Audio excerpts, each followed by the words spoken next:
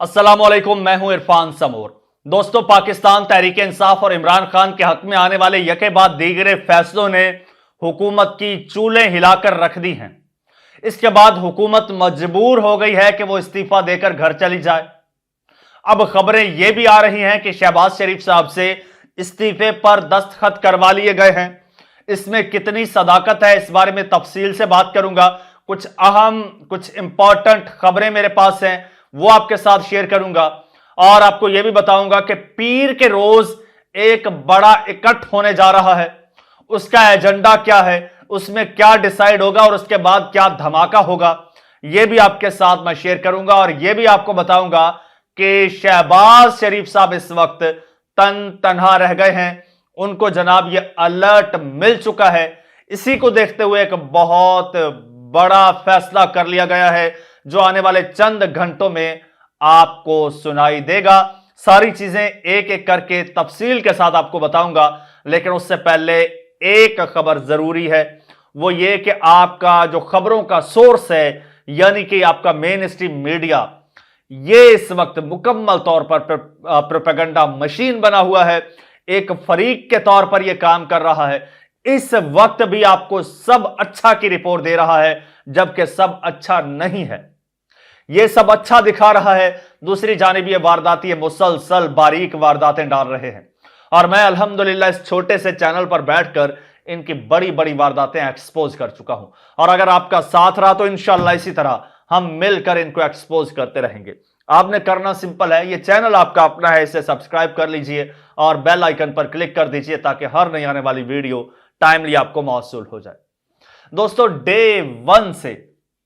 Day one से नवाज शरीफ साहब इस हुकूमत के खिलाफ थे।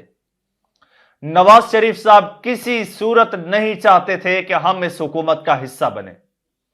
आपको मैं वापस लेकर चलता हूं 8 फरवरी 2024 पे रात 9 बजे।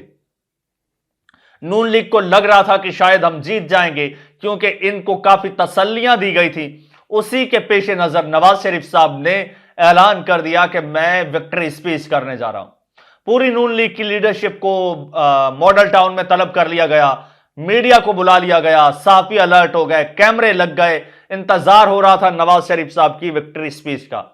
लेकिन नवाज शरीफ साहब ने जब फिर अपनी पोजीशन देखी तो अपना फैसला तब्दील कर लिया। नवाज शरीफ ने कहा नहीं, मैं विक्ट्री स्पीच नहीं दूंगा, और फिर नहीं दी तो फिर अगले दिन रिजल्ट कुछ और आया। नून लीग की बहुत कम सीटें आई।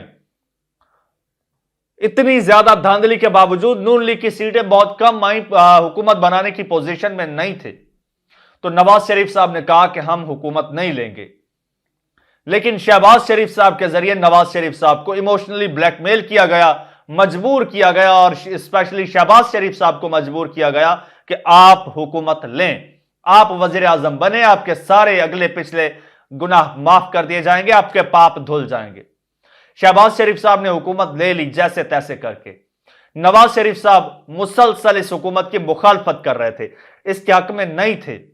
हुकूमत बनने के बावजूद आपने सुना होगा नून लीग की जो वो लीडरशिप जो नवाज शरीफ के करीब है, वो इस हुकूमत पर तनकीद कर रही थी।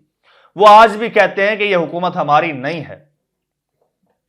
अच्छा, जब हुकूमत गले में डाल दी गई, पल्ले पड़ गई, तो नवाज शरीफ साहब ने सोचा कि चलो मैं इसमें कुछ अपना इनपुट डालता हूं। लेकिन वो शायद ये भूल चुके थे कि इन्हें ही रिप्लेस करके शहबाज शरीफ को लाया गया है, यानी नवाज शरीफ साहब को रिप्लेस करके शहबाज शरीफ साहब को लाया गया है। वजह सिर्फ यह थी कि शहबाज शरीफ साहब अच्छा बच्चा था। अच्छा, नवाज शरीफ साहब ने 1-2 बार इंटरफेयर करने की कोशिश की हुकूमती मामलात में, हुकूमती उमूर में। उन्होंने कहा कि अवाम को रिलीफ देना है, ये स्ट्रेटेजी अपनानी है, ये पॉलिसी लानी है। तो वहीं पर शहबाज शरीफ साहब को कहा गया कि अपने भाई को रोको, यहां पर इंटरफेयर ना करे। फिर नवाज शरीफ साहब ने दोबारा वही हरकत की, तो उधर से टीवी पर खबरें चलवा दी गई कि हल्का NA-130 खुल रहा है। यह एक धमकी थी नवाज शरीफ साहब के लिए, क्योंकि नवाज शरीफ साहब को बताया गया था कि आप NA-130 हारे हुए हैं और आपको जितवाया गया है, आपकी एक साख बनाई गई है। और नवाज शरीफ साहब ये जानते थे कि अगर NA-130 खुल गया और मैं अपनी सीट हार गया, PTI का और PMLN का कायद अपनी सीट हार गया, तो सोचिए कि पीएमएलएन के पल्ले क्या रह जाएगा। नवाज शरीफ साहब बारहा ये शिकवा कर चुके हैं कि मेरी पार्टी इस वक्त डूब रही है और ऑलमोस्ट डूब चुकी है। नवाज शरीफ साहब शहबाज शरीफ साहब से कह रहे थे कि रिजाइन कर दो, हुकूमत से निकल जाओ, हुकूमत छोड़ दो, लेकिन शहबाज शरीफ साहब यही कह रहे थे कि कुछ नहीं होता, वक्त के साथ मामलात बेहतर हो जाएंगे, हमारी साख बेहतर हो जाएगी, हम चीजों पर कंट्रोल कर लेंगे। शहबाज शरीफ साहब अपने बड़े भाई को कहते थे कि हम उधर एक पेज पर हैं। शहबाज शरीफ साहब को भी कहा जाता था कि हम आपके साथ हैं। देखो, हमने इमरान खान को दीवार के साथ लगा दिया है, बल्कि दीवार में चुन दिया है। उसकी सांस तक बाहर नहीं आती, उसकी एक आह बाहर नहीं निकलने देते, उसकी तस्वीर तकरीर एक लफ्ज तक किसी को सुनाई नहीं देता। इमरान खान इररेलेवेंट हो चुका है, वो इस खेल में है ही नहीं, इस गेम का हिस्सा ही नहीं है। लिहाजा तुम इस रेस के अकेले घोड़े हो, दौड़ो जहां तक दौड़ सकते हो और हम आपको चलाएंगे। तो शहबाज शरीफ साहब यही कहानियां अपने भाई को सुनाते थे। भाई नाराज थे, भाई जाके मरी नथिया गली बैठ गए और भाई ने ना बजट इजलास में शिरकत की, ना नून लीग के पार्लिमानी इजलास में शिरकत की, ना काबीना इजलास में शिरकत की। नवाज शरीफ साहब किसी इजलास में शिरकत नहीं कर रहे थे और स्पेशली नवाज शरीफ साहब शहबाज शरीफ साहब को कह रहे थे कि इस्तीफा दे दो। मौलाना फजल रहमान साहब ने भी यही मशवरा दिया था नवाज शरीफ साहब को, तो नवाज शरीफ साहब ने हां भी कर दी थी, मान भी गए थे, शहबाज शरीफ साहब को मनाने की कोशिश कर रहे थे। अब जब पाकिस्तान तहरीक इंसाफ को यके बाद दीगरे रिलीफ मिल रहा है, तो अब नवाज शरीफ साहब की आंखें तो खुल गई, साथ में शहबाज शरीफ साहब को भी दिन में तारे नजर आ गए। जब शहबाज शरीफ साहब को पता चला कि पीटीआई को 77 सीटें मिल गई हैं, तो शहबाज शरीफ साहब के पांव तले से जमीन निकल गई। जब पता चला कि पीटीआई गेम में वापस आ गई है, पीटीआई बहैसियत सियासी जमात पार्लियामेंट का हिस्सा बन गई है, पार्लियामेंट की सबसे बड़ी जमात बन गई है। जब शहबाज शरीफ साहब को पता चला कि पाकिस्तान तहरीक इंसाफ सेनेट की सबसे बड़ी जमात बन गई है, तो शहबाज शरीफ साहब के तो पांव तले से जमीन निकल गई। तब शहबाज शरीफ साहब को समझ आई कि भाई साहब ठीक कहते थे। तब शहबाज शरीफ साहब को खबर हुई कि यह पेज तो फट चुका है, जिसके बारे में कहते थे कि हम एक पेज पर हैं। ऐसा ही कुछ इमरान खान साहब के साथ भी हो चुका है। अंदर खाते इमरान खान की जड़ें काटी जा रही थी। नवाज शरीफ साहब को, शहबाज शरीफ साहब को साथ मिला लिया गया था और इमरान खान को कहा जाता था कि सब अच्छा है, हम एक पेज पर हैं, आप ही हुकूमत चलाएंगे। लेकिन अंदर खाते इमरान खान की जड़ें काटकर धड़म से गिरा दिया गया।